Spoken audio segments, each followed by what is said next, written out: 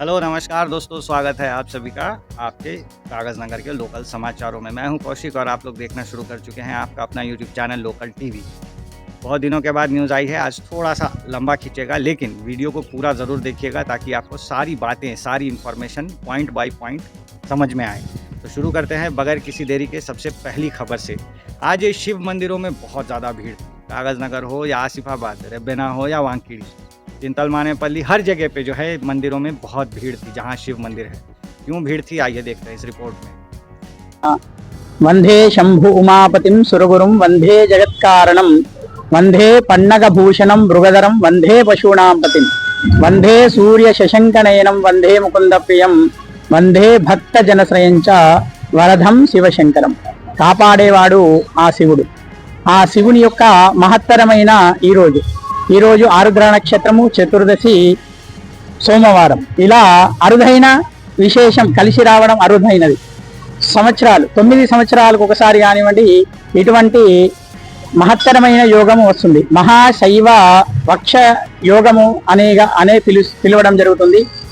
ఈరోజు ఎవరైతే శివుని యొక్క ఆరాధన చేస్తారో, శివుని మీద జలము సమర్పించడము, శివుని రుద్రాభిషేకం చేయడం జరుగుతుందో వారికి ఆ శివుడు రక్షణగా నిలబడి ఆయురారోగ్యైశ్వర్యాలను ప్రసాదించేవాడుగా నిలబడతాడు. ఓం నమ శివాయ నమ. మహాగణపతి ఆలయంలో ఉదయం నుండే భక్తులు బారులు తేరి ఆలయంలో గల శివుని రుద్రాభిషేకము, శివునికి జలము సమర్పించుకోవడము పొద్దున్నుంచే జరుగుతుంది. ఓం నమ శివాయ నమ. जैसा कि आपने पुरोहित जी से सुना कि आज एक विशेष योग बना था। आज आद्रा नक्षत्र, चतुर्दशी तिथि और सोमवार का दिन लगा था। ऐसा बहुत ही कम देखने को मिलता है, कईयों सालों में एक बार ऐसा योग आता है और इस योग को महाशैवाक्ष योग कहा जाता है। तो इसलिए आज बहुत भीड़ थी। हमारे कागज़ नगर के ईसगांव मंदिर में भीड़ थी, त्रिनेत्र शिवालयम के अंदर में भीड़ थी, फिर रेबेना में भी 2-3 मंदिर है बड़े बड़े, वहाँ पे भी बहुत ज़्यादा भीड़ थी। तो ये सारी चीज़ें जो है आज देखने को मिली। क्या आप भी आज मंदिर गए थे? अगर गए थे तो कमेंट में हाँ ज़रूर लिखिएगा, टेम्पल लिख दीजिएगा या फिर मंदिर लिख दीजिएगा। अब बढ़ते हैं दोस्तों दूसरी खबर की ओर जो कि आ रही है आड़ा प्रोजेक्ट से। जी हाँ दोस्तों, बारिश तो बहुत कम हुई। आप लोगों ने जैसा कि देखा पिछले हफ्तों 1-2 हफ्ते बारिश हुई, उसके बाद में फिर वही धूप और गर्मी का आलम चल रहा है। आसमान एकदम साफ़ है और बारिश के निशान देखने को नहीं मिल रहे हैं। खैर उस पर बाद में आते हैं। अभी आते हैं इस तस्वीर पर। ये देखिए, आपको मैं बगुलों की तस्वीर दिखा रहा हूँ। ये बगुले कोई आम बगुले नहीं है दोस्तों, ये जापान से आए हुए बगुले हैं जिन्हें कि एशियन वुली नेक्ड स्ट्रोक्स कहा जाता है। अब ये जो एशियन वुली नेक स्ट्रोक्स है ये जापान में चूँकि अभी मौसम ठंडा हो रहा है इसीलिए वहाँ से ये उड़ करके हमारे यहाँ पे आए हैं। बगुले क्या ही खाते हैं, कीड़े वगैरह खाते हैं और सर्दी के समय में कीड़ों की कमी हो जाती है। भारत में होती है बारिश, तो यहाँ आते हैं, तालाबों में बैठते हैं और कागज़ नगर इसीलिए आते हैं क्योंकि यहाँ का तापमान ठीक ठाक रहता है। कई जगह पे तापमान बहुत गिर जाता है, कई जगह पे तापमान बहुत उमस भरा होता है। इसीलिए सेंट्रल इंडिया में ख़ास तौर पे कागज़ नगर और आस पड़ोस के एरियाज़ में जो हैं ये पक्षी पहुंचते हैं। अभी और भी पहुंचना बाकी है। जैसे जैसे मौसम ठंडा होते जाएगा हमारे देश में वैसे वैसे और भी पक्षियाँ बाहर से कागज़ नगर की तरफ आती रहेंगी। और जल्द ही जो है साल में 1-2 बार होता ही है, फॉरेस्ट डिपार्टमेंट की तरफ से बर्ड वॉचिंग फेस्टिवल का जो है आयोजन किया जाएगा। उस समय भी हम आपको न्यूज़ में ज़रूर बताएँगे। आप उसमें भाग लेकर के, कैमरा लेकर के जा सकते हो, कैंपिंग का मज़ा ले सकते हो और जितनी भी पक्षियाँ दूर दराज के देशों से भारत आती हैं, कागज़ नगर आती हैं, उनको आप लाइव देख सकते हो। ठीक है ना। अब चलते हैं अगली खबर पे जो कि है मौसम से जुड़ी हुई। जी हाँ दोस्तों, मौसम के बारे में आप लोगों को चेतावनी देने के लिए आया हूँ। मैंने ऑलरेडी बहुत पहले जो है न्यूज़ में बता दिया था कि एल नीनो का इफेक्ट चल रहा है। सुपर एल नीनो इस साल आया है जिस वजह से बारिश जो है बहुत ही कम होने वाली है। हाँ, तो अरेबियन सी में जो है चक्रवात आया था, उसके वजह से आपको पता ही है मुंबई वगैरह कोस्टल एरियाज़ में, वेस्ट कोस्ट में बहुत पानी बरसा था। उसी से थोड़ा सा पानी जो है हमारे कागज़ नगर हैदराबाद के ऊपर भी बरस गया। 1 हफ्ता 1.5 हफ्ता हमने वो पानी की बौछार देखी, बहुत ज़ोरदार बारिश गिरी। हाँ, दिन में 1-2 घंटा गिरती थी बस, उसके बाद बादल। हाँ, ये चलता रहा। हम लोगों को लगा कि हाँ मौसम का जो है चेंज हो गया है, बारिश का मौसम आ गया है, लेकिन फिर से वही 10 तारीख से जो है धूप देखने को मिल रही है। क्या ये अच्छी चीज़ है? आप बताइए, कमेंट में मुझे बताइए। क्या ये जो मौसम का बदलाव है क्या ये सही है? इसकी मार देखने को मिल रही है दोस्तों। जी हाँ, इसके जो कॉन्सिक्वेंसेस हैं, जो माइनस पॉइंट्स हैं, वो मैं आप लोगों को बताने के लिए आया हूँ। देखिए, खेती पे तो इसका असर पड़ रहा है। खेती में क्या है, अभी बीज रोपे जाएंगे या रोप दिए गए हैं। खेतों के अंदर। अब बीजों को चाहिए पानी, अब पानी तो बरस है नहीं रहा है, तो क्या करेंगे, पानी को जो है बोरवेल से निकाल के पंप आउट करके जो है खेतों में डाला जाएगा। इससे क्या होगा, ज़मीन के नीचे जो भी पानी मौजूद है वो कम होता रहेगा अचानक से, ठीक है ना। फिर नेक्स्ट सीज़न में आप फिर बोरवेल का इस्तेमाल करोगे, आपको खुद ही मुश्किल हो जाएगी। एक तो करंट जलते रहेगा, पानी निकलते रहेगा, बहुत बहुत बहुत नुकसान होगा इस बार खेती को। तो ये एक चीज़ है, खेती को नुकसान होने से क्या होता है, खेतों में जो चीज़ उगती है उसके रेट बढ़ जाते हैं, है ना। तो इस बार सब्जियां वगैरह भी बढ़ने वाली है, बढ़ सकती है, ऐसा देखने को मिल सकता है। अच्छा, इसके बाद दूसरी जो एक बड़ी कॉन्सिक्वेंसेस है मैं आपको बता देता हूँ। कागज़ नगर से कुछ लोग, वो फ़ोटो मेरे पास अभी मौजूद नहीं है लेकिन बहुत वायरल हुई थी फेसबुक पे और इंस्टाग्राम में, कुछ लोग जो हैं अमरनाथ यात्रा पे निकले हुए थे। तो अमरनाथ यात्रा 2 जुलाई के दिन शुरू हुई थी, आप लोगों को पता ही है। वो जो है अनंतनाग ज़िले में कश्मीर के अंदर में जो है एक यात्रा निकलती है, वहाँ पे बर्फ़ के शिव जी बन जाते हैं ऑटोमेटिकली, और वो दर्शन देते हैं लोगों को। गुफ़ा के अंदर एक बड़ा-सा बर्फ़ का शिवलिंग आता है देखने को, और लाखों-लाखों लोग जो है उसको देखने के लिए जाते हैं। तो पहले क्या होता था, 20 दिन, 30 दिन, 50 दिन तक जो है वो बर्फ़ का शिवलिंग ऐसे ही बना रहता था, फिर धीरे-धीरे वो पिघल जाता था। इस बार चिंताजनक बात ये हुई दोस्तों कि सिर्फ 5 दिन में वो शिवलिंग पिघल गया। जी हाँ दोस्तों, कई लाखों लोग जो है अमरनाथ यात्रा के लिए निकले हुए थे, वो बीच रास्ते में ही उनका पैसा वेस्ट हो गया। कई लोग अभी भी जाने वाले थे लेकिन जाके अब कोई फ़ायदा नहीं। तो क्या होता है, अमरनाथ बुकिंग बहुत मुश्किल प्रोसेस है दोस्तों। आपको पहले वेबसाइट में जो है रजिस्ट्री कराना पड़ेगा, फिर वेबसाइट में डॉक्टर्स के नाम लिखे रहेंगे। कुछ डॉक्टर्स मंचिरियाल, करीमनगर, हैदराबाद के होते हैं। उन डॉक्टर्स के पास पहुंच के आपको फिजिकली फिट होने का सर्टिफिकेट देना पड़ेगा, ठीक है। आपको जब डॉक्टर दे देगा कि हाँ फिजिकली फिट है, तभी आपका जो है रजिस्ट्रेशन कंप्लीट होता है अमरनाथ यात्रा के लिए। आपको पहले जो है श्रीनगर जाना होता है, वहाँ से अनंतनाग, फिर बहुत पैदल चल के जो है आपको अमरनाथ के गुफा तक पहुँचना होता है। कुछ लोग पैसे खर्चा करके डायरेक्ट हेलीकॉप्टर से भी पहुँच जाते हैं, लेकिन वहाँ पहुँचना बहुत बहुत मुश्किल है। और इतने लंबे प्रोसेस में, इतने खर्चीले प्रोसेस में जब आप अगर रास्ते में हैं और सुनने में आया कि अमरनाथ जी का शिवलिंग पिघल गया है, अब वो नहीं रहा, तो फिर आपको कितना दुख होगा, आप सोच के देखिए। कई सारे लोग ऐसे भी थे कागज़ नगर के जो पिछले साल गए भी थे, लेकिन अमरनाथ जी के दर्शन नहीं कर पाए। ये सब कुछ हो रहा है बदलते मौसम के कारण दोस्तों, ग्लोबल वार्मिंग के कारण ये सब हो रहा है। हम लोग जितने भी पेड़ पौधे लगाएं, अब के ज़माने में पेड़ पौधे लगाना ग्लोबल वार्मिंग का कोई भी बहुत बड़ा उपाय नहीं है। हमको और भी स्मार्ट मूव्स खेलने पड़ेंगे दोस्तों। प्लास्टिक का इस्तेमाल सबसे पहले तो कम करना पड़ेगा, उसके बाद में और भी जो अल्टरनेटिव्स हैं उनको जो है फाइंड आउट किया जाएगा और ग्लोबल वार्मिंग को कम करना पड़ेगा। क्योंकि जितनी आबादी बढ़ रही है उस हिसाब से जो है वार्मिंग भी बढ़ रही है, और उस हिसाब से रिसोर्सेज का भी खर्चा आ रहा है। तो ऐसे में ग्लोबल वार्मिंग को कम करने के लिए जाके पौधे लगा दिया, it's not a big deal. हाँ, वो हम लोग पिछले 15-20 सालों से हम खुद देख रहे हैं कि पौधे हर साल लगाए जा रहे। हाँ, कुछ पौधे बच जाते हैं, कुछ पौधों का ख्याल नहीं रखा जाता, वो मर जाते हैं। तो पौधे लगाना, पेड़ बनाना, ये अब एक अल्टरनेटिव ऑप्शन नहीं बचा, वो तो हमको करना ही करना है। उसके अलावा और भी अल्टरनेट्स को हम लोगों को पकड़ना पड़ेगा। हम लोगों को जो है स्मार्ट तरीके जो है फाइंड आउट करने पड़ेंगे। फ़िलहाल मेरे पास एक तरीका तो ये है कि प्लास्टिक्स का इस्तेमाल हम लोगों को कम करना पड़ेगा। तो आप लोग भी कीजिए। आप लोग 300-400 लोग तो डेली न्यूज़ देखते ही हैं।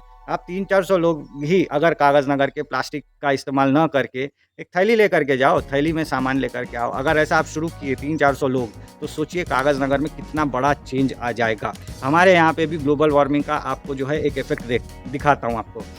हमारे ज़िले में बहुत सारे झरने हैं। हमारा ज़िला झरनों के लिए फ़ेमस है। दूर दराज से लोग जो है हैदराबाद से, वरंगल से जो है लोग आते हैं कागज़ नगर में। हमारा ये मिट्टा वाटरफॉल्स की तरफ और पोचरा वाटरफॉल्स की तरफ बहुत सारे वाटरफॉल्स लाइन से हैं। 16-17 झरने जो है हमारे इलाके में हैं। इस साल झरनों में पानी नहीं है। सोच के देखिए आप दोस्तों, झरनों में पानी नहीं है। जो टूरिस्ट की संख्या है वो घटती चली जा रही है। घुटने तक ही पानी बचा है सिर्फ वहाँ पे। तो ये जो ग्लोबल वार्मिंग है, ये काफ़ी इम्पॉर्टेंट और ख़तरनाक चीज़ है। इससे पूरे देश में जो है खेती को नुकसान हो रहा है। अमरनाथ जैसी एक पवित्र और सबसे फेमस यात्रा पे जो है बड़ा असर पड़ा है। 20-30 दिन, 50 दिन चलने वाली अमरनाथ यात्रा सिर्फ 5 दिन में ख़त्म हो गई। आप सोच के देखिए, 5 दिन। और हमारे कागज़ नगर के इलाके में जो है आड़ा डैम भरा भी नहीं। इतना बारिश हुआ, आड़ा डैम भरा भी नहीं ठीक से, पानी का सप्लाई नहीं आया है। दावागू जस की तस बनी हुई है, झरनों में पानी नहीं है दोस्तों। ये हालात है हमारे कागज़ नगर के। आज भी आप लोग धूप और गर्मी से परेशान हो रहे होंगे। तो ये सब चीज़ें जो है ना ग्लोबल वार्मिंग के कारण है, और हम आपसे हाथ जोड़ के प्रार्थना करता हूँ दोस्तों कि आप लोग जो है प्लास्टिक के इस्तेमाल पे थोड़ा-सा कंट्रोल कीजिए। प्लास्टिक का इस्तेमाल बंद कीजिए। आप पार्सल लेने जा रहे हो नाश्ता वगैरह, आपके घर का टिफ़िन डब्बा ले जाइए और डब्बे को दीजिए उसको। हैदराबाद में बहुत सारे लोग ऐसा कर रहे हैं, डब्बा देते हैं कि भैया इसमें आप पार्सल दे दो हमारा। ऐसे करके जो है प्लास्टिक्स का इस्तेमाल कम कीजिए, थैली लेकर के जाइए, सामान वगैरह उसी में लेकर के आइए। तो इससे बहुत बड़ा इफ़ेक्ट पड़ेगा। 200, 300, 400 लोग अगर ऐसा रोज़ करेंगे कागज़ नगर में, तो आप सोचिए कितनी बड़ी क्रांति हो जाएगी। आप अगर और किसी एक व्यक्ति को ऐसा जोड़ेंगे तो आप सोचिए 400 लोग मिलकर के 800 लोग कागज़ नगर का जो है प्लास्टिक वेस्ट को जो है कंट्रोल कर पाएँगे। तो ये सारी चीज़ें हैं दोस्तों। अगर आप लोग एनजीओ वगैरह चलाते हैं तो आप लोगों से भी मेरी रिक्वेस्ट है कि प्लास्टिक्स को रोकने के लिए कुछ कीजिए। इसके अलावा भी और बहुत सारे ऑप्शंस हैं जो कि ग्लोबल वार्मिंग को कम करेगा। पेड़ पौधे तो लगा ही रहे हैं, उनका ध्यान रखना है, प्लास्टिक्स को कंट्रोल करना है और अलग अल्टरनेटिव्स के बारे में भी विचार करना है। तो ये एक बहुत बड़ी खबर थी जिसके बारे में मैंने थोड़ा विस्तार से बताया।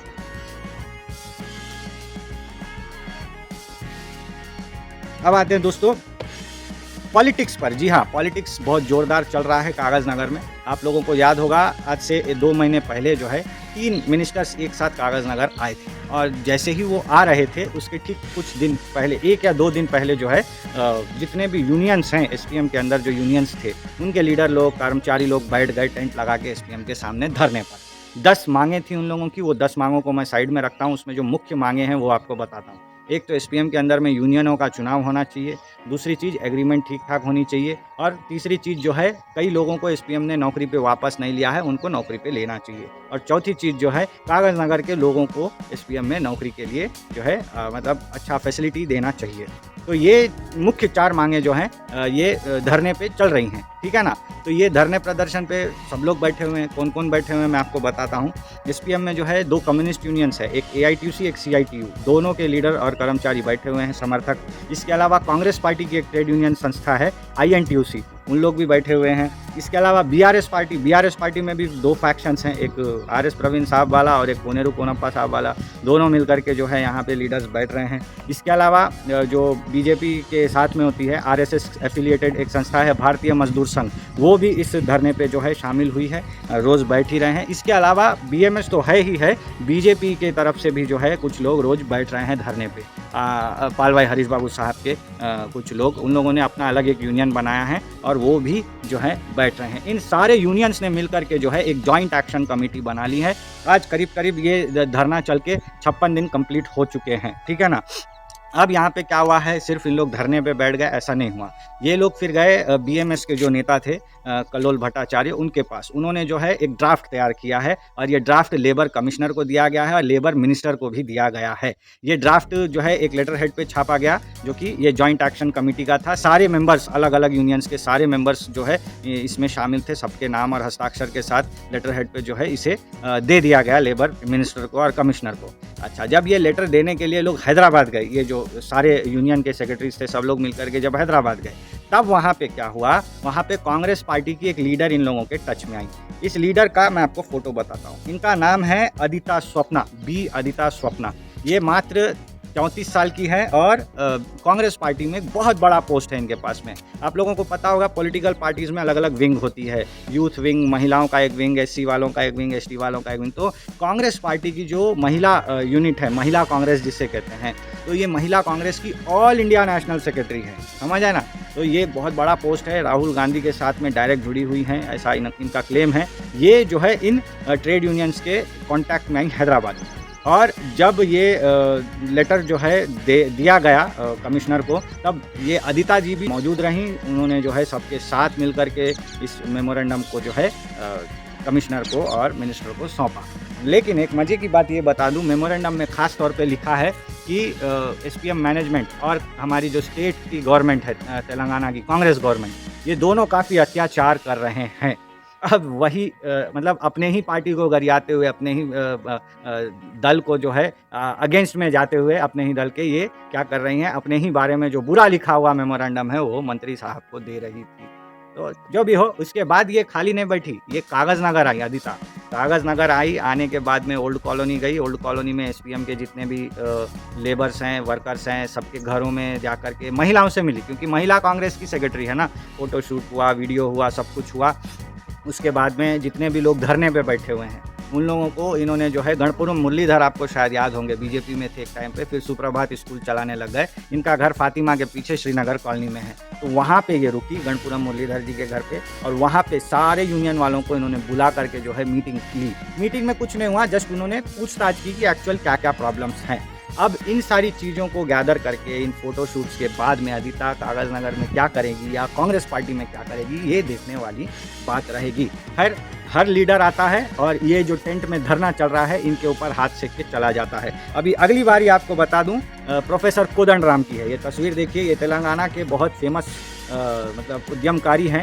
इन्होंने तेलंगाना आंदोलन में बहुत बड़ा भाग लिया है। अभी फ़िलहाल एमएलसी हैं, नॉमिनेटेड एमएलसी हैं प्रोफेसर कोदंडराम। ये उस्मानिया यूनिवर्सिटी में प्रोफेसर थे और 26 तारीख को ये कागज़ नगर आने वाले हैं, ऐसा सुनने में आ रहा है। वो भी इन धरना प्रदर्शन पे बैठे हुए कर्मचारियों से मिलेंगे। मिलने के बाद में पटेल गार्डन, जो कि भटपल्ली चौरस्ते पे मौजूद है, जस्ट भटपल्ली गांव आने से पहले ही पड़ता है, वहाँ पे पटेल गार्डन में एक अपना कार्यक्रम लेंगे। तो यहाँ पे क्या हो रहा है ना, मतलब नए नए नेता आ रहे हैं, कागज़ नगर में घूम रहे हैं, पब्लिक भी उनको देख रही है, एंटरटेन कर रही है।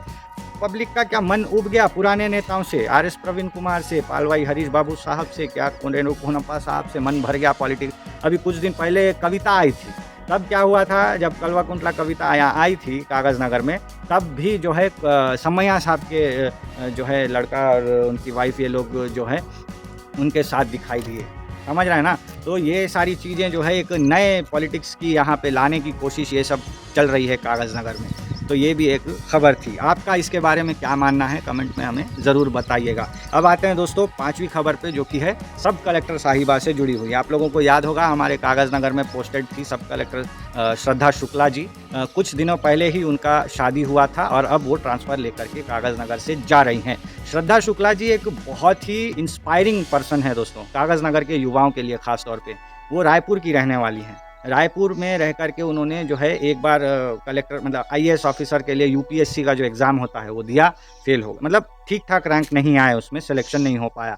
फिर से उन्होंने सेकंड अटेम्प्ट दिया, जब जाके उनको पूरे देश में all India 46th rank open category में मिला। शुक्ला ब्राह्मण कैटेगरी से हैं, तो ओपन कैटेगरी में उनको ऑल इंडिया में 46th रैंक मिला। उसके बाद में उन्होंने ट्रेनिंग की, लबासना ट्रेनिंग सेंटर जो होता है वहाँ पे ट्रेनिंग करने के बाद उनकी पहली पोस्टिंग तेलंगाना कैडर में हुई, कागज़ नगर में हुई एज ए सब कलेक्टर।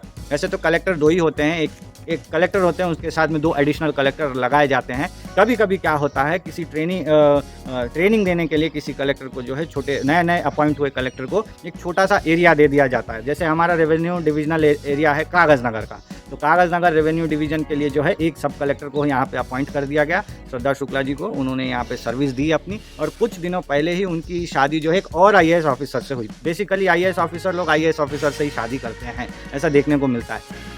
तो इनके हस्बैंड मध्य प्रदेश कैडर के हैं, तो इन्होंने भी जो है अपना ट्रांसफ़र मध्य प्रदेश कैडर में करवा लिया है और वो जल्द ही मध्य प्रदेश शिफ्ट हो जाएंगी। अभी कागज़ नगर में क्या होगा, वही सब कलेक्टर का पोस्ट निकाल करके वापस से आरडीओ का पोस्ट आ जाएगा, रेवेन्यू डिविजनल ऑफिसर। उनका नाम मेरे पास अभी तक आया नहीं है, नए अपॉइंट हो चुके हैं, मेरे पास नाम अभी तक आया नहीं है। मैं जल्द ही आपको उनकी तस्वीर या नाम जो भी हमको मिल जाएगा मैं बताऊँगा, वो अपने ऑफिस का चार्ज लेंगे। अभी तक आरडीओ नहीं था कागज़ नगर, पहले रखे थे, फिर जैसे ही सब कलेक्टर आई तो आरडीओ का पोस्ट निकाल दिया गया। आरडीओ ऑफिस में ही जो है सब कलेक्टर बैठने लगी, और सब कलेक्टर अब जा चुकी है, तो वापस से यहाँ पे कागज़ नगर आरडीओ को बैठाया जाएगा। तो ये थी दोस्तों आज के कागज़ नगर की खबरें, बहुत लंबी चली गई। खास तौर पे जो है एनवायरनमेंट के बारे में मैंने इस वीडियो में आपको बताने की कोशिश की।